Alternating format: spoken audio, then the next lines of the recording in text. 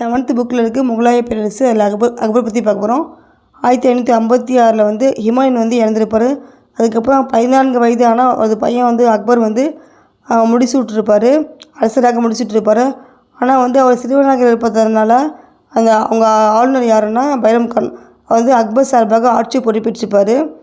அவர் தான் ஆட்சி புரிவார் அந்த பைரம் கான். அதுக்கப்புறம் சூரியவம்சத்தை சேர்ந்த அந்த தளபதி தளபதி அவர் வந்து 1556 வந்து டெல்லியையும் ஆக்ராவையும் கைப்பற்றியிருப்பார். அந்த ஆண்டில் தான் வந்து பைரம் கான் என்ன பண்ணுவார்னா பானிபட் போரில் வந்து எமு வந்து தோற்கடித்து கொல்லப்படுவார். பானிபட் போரில் வந்து எமு வந்து தோற்கடித்து கொண்டிருப்பார் பைரம் கான். இந்த பைரம் கான் ஆட்சி அதிகாரம் வந்து அக்பருக்கு பிடிக்காது. அதனால் பைரம் கான் என்ன பண்ணுவாங்கன்னா குஜராத்தில் வந்து கொல்லப்படுவாங்க. அதுக்கப்புறம் வந்து அக்பரோட ஆட்சி எல்லாமே அவரோட கட்டுப்பாட்டில் கீழே வந்திருக்கும். இது வந்து மற்ற பகுதியில் பார்த்திங்கன்னா அவர் படையெடுப்பு மூலமும் நட்புறவு மூலமாகவும் நிறைய பகுதி வந்து அக்பர் வந்து கட்டுப்பாட்டில் வந்து கொண்டு வந்திருப்பார், கட்டுப்பாடு கீழே வந்து கொண்டு வந்திருப்பார். அதுக்கப்புறம் மாலவத்தையும் மத்திய இந்தியா சில பகுதியை வந்து கைப்பற்றியிருப்பார். அதுக்கப்புறம் மத்திய இந்திய பகுதியை சேர்ந்த ராணி துர்காவதியை வந்து பாபர் தோற்கடித்திருப்பார். இதை வந்து மற்றவங்களுக்கு பிடிக்கலை, ஏன்னா வந்து ஒரு பெண்ணை வந்து ஆணாக தோற்கடிக்கிறது பிடிக்காது. அதுக்கப்புறம் அக்பர் இது மாதிரி வந்து பேரரசு உருவாக்கும் ஆசையில் வந்து போர் புரிஞ்சிருப்பார். அதுக்கப்புறம் பார்த்திங்கன்னா இதே போல் வந்து அக்பர் என்ன பண்ணுவார்னா தென்னிந்தியாவில் அகமது நகரில் ஆட்சியராக இருந்திருப்பாங்க. யாருன்னா ராணி சந்தி பிவி. அவங்க மீது வந்து அக்பர் வந்து படையெடுத்திருப்பார். ஆனால் ராணி சந்தி பிவி வந்து ரொம்ப ஸ்ட்ராங்காக எதிர்த்து போராடுவாங்க. அதில் வியந்து போய் என்ன பண்ணுவார்னா அக்பர் வந்து சந்தி பிவியோட வந்து அமைதி உடன்படிக்கை பண்ணிப்பார். அமைதி உடன்படிக்கை செய்து கொள்வார் அந்த அக்பர். அதுக்கப்புறம் வந்து மேவார் அரசான ராணா உதய்சிங்கை வந்து அக்பர் வந்து தோற்கடித்து 1568 வந்து சித்தூரையும் ரந்தபுரையும் கைப்பற்றியிருப்பார். அதுக்கப்புறம் ஹால்டிகல் போர் நடக்கும் 1576. இது முக்கியமான இது எக்ஸாமில் கேட்பாங்க. இந்த ஹால்டிகல் போர் யாருக்குன்னா உதய்சிங் மகனான ராணா பிரதாப்புக்கும் அக்பருக்கும் நடக்கும். அக்பர் வந்து ராணா பிரதாப்பை வந்து தோற்கடித்து வெற்றி பெற்றிருப்பார்.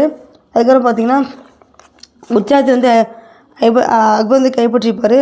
அதுக்கப்புறம் குஜராத் பகுதியில் கடல் பகுதியில் வணிகம் செய்வதற்காக அரேபியரையும் ஐரோப்பியரையும் அது கட்டுப்பாட்டில் வந்து கொண்டு வந்திருப்பார் அக்பர்.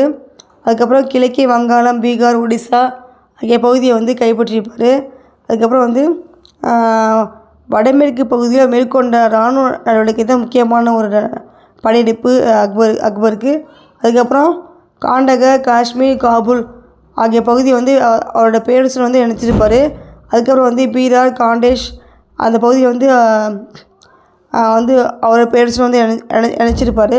அதுக்கப்புறம் பார்த்திங்கன்னா கிழக்கே வங்காளம் என்னென்னா வடக்கே காஷ்மீர், தெற்கே கோதாவரி, மேற்கே காண்டகர், கிழக்கே வங்காளம் வரை அந்த பேரரசு வந்து ரொம்ப விரிஞ்சிருக்கும். அதுக்கப்புறம் 1605 வந்து அக்பர் வந்து இயற்கையை எழுதியிருப்பார்.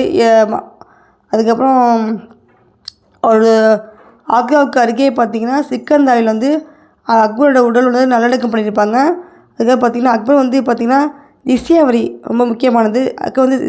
அக்பர் வந்து ஜிஸ்யா வரியையும் இந்து பயணிகள் மீது விதிக்கப்பட்ட வரியை வந்து நீக்கியிருப்பார்.